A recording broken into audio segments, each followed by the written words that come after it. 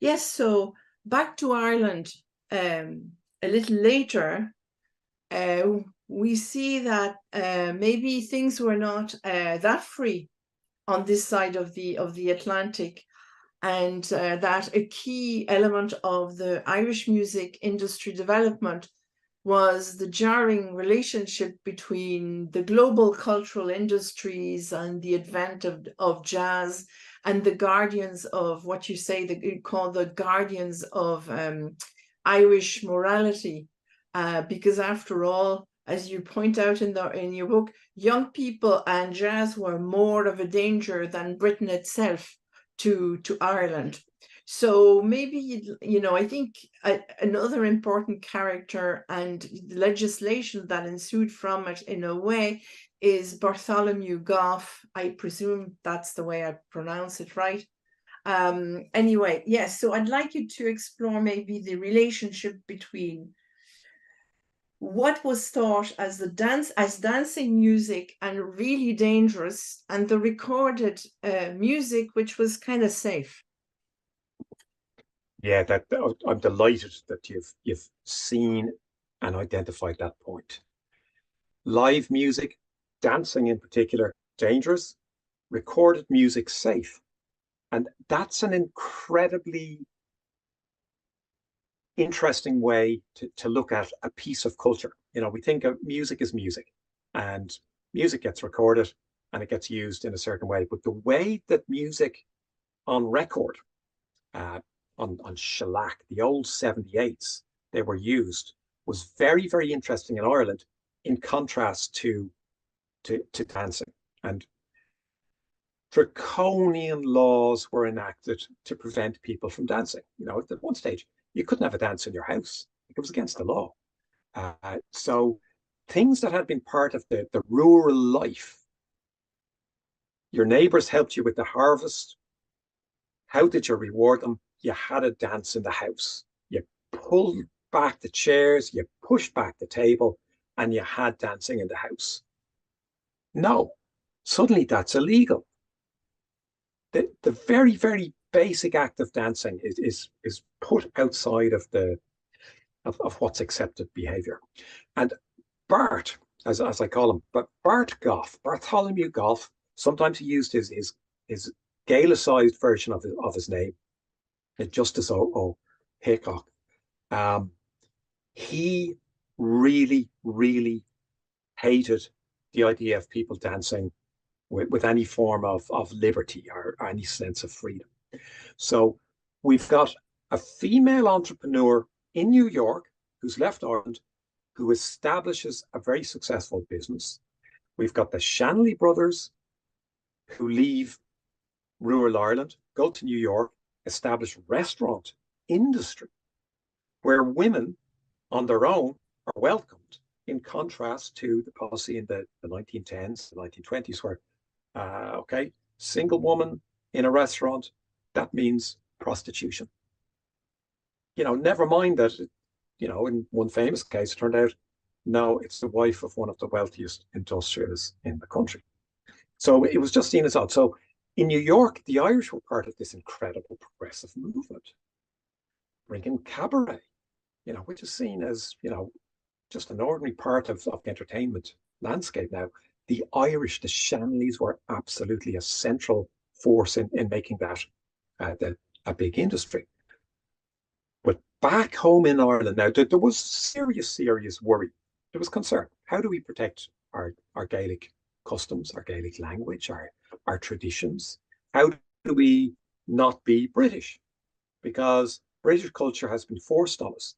So I've got great sympathy. I can really understand Justice Bartholomew Goff's mindset, and he was a revolutionary figure. He wasn't sitting at home during the independence struggle. He was active. But when he became a district justice, with hindsight, we can see that his approach was very strict, was very severe, and ultimately it was untenable. It's very, very interesting. It's what the great theorist Stuart Hall talks about, this mutual siege that that different groups in society, um, they're looking for position, they're looking to express themselves, and sometimes it's not one wins and the other disappears from the field. It's a mutual, constant siege that never stops. This battle for meaning, this battle for expression. But just as Goff hated dancing, there's certainly evidence that he didn't know anything about it, and he was challenged in court. The anti-jazz movement has been very, very well documented by brilliant Irish historians. But I was wondering, well, where did it get challenged? How come dancing is legal now? And so I wanted to see where the pushback began. And the deeper I went in, the more Justice Goff was a person of interest to me. And I don't know if it's a supreme irony, but he's buried in Dean's Grange Cemetery within sight of John McCormack. And I always find that an amazing moment when I go down. I'd like to go to visit both of their graves when I can. And here's one of the first global pop stars from Ireland. And here's someone who really thought that Irish people couldn't be trusted to dance, to organize dances.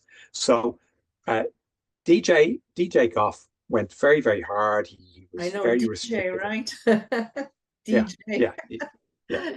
So DJ, District Justice Goff, he wouldn't allow dances to go on late. He wanted initially for a set amount of the time to be given to Irish dancing. Now that happened in other places as well, but it became very, very common for the judges and for the other people, including the Gaelic League, to think, hang on, if we force people to do Irish dances, they just have a laugh. Like, they're not actually doing Irish dancing. They're just, it's disrespectful. But DJ Goff's big contribution, I think, to the morality of Ireland was the case, which I hadn't seen, Danielle. I'd never seen it documented before, the case of Julia Clark. And he didn't want people dancing, but it was more than that. He didn't want young people socializing, and he encouraged the locals in Blackrock, County Louth, to set up a vigilance committee. And the vigilance committee in Blackrock, County Louth, saw a couple kissing. And so they went to the guards to say, oh my God, you won't believe what's happening. There's a boy and a girl and they're kissing in public. The guards say, oh my God, we've got to do something. We'll go to the parish priest. Parish priest said, okay, this is serious. We've caught them. Anyway, Julia Clark, who appears to have been born in Ireland, but was part, you mentioned emigration and what that actually means to Irish culture and the culture of music. Julia Clark was living in Scotland. She was home in Ireland on holiday, and the case went in front of Justice Goff, and he fined the boy. And the only reason he was able to take this legal action was because Eamon de Valera had introduced a clause in the Constitution that anyone who offended values, it was a very, very vague piece of legislation that was added in the mid-1930s. And District Justice Goff was the guy who took the test case. So he was establishing the legal precedent for it. And the guy was fined a couple of pounds because he was a local. He was from a good family. He had no previous. Now, Julia wasn't a local. There was nothing mentioned about her family, but there was this taint of woman living abroad. And so she was fined. She wasn't fined. She was sentenced to a month in prison.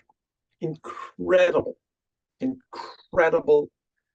diversity of treatment of man and woman who are doing the same thing. And basically she was told, get on the boat and you're banished. So would she have served a month in jail? Yes, that was hanging over her, but she never served the month in jail because she was basically told, you'll spend a month if you ever dare to come back to this country. Incredible. Yeah.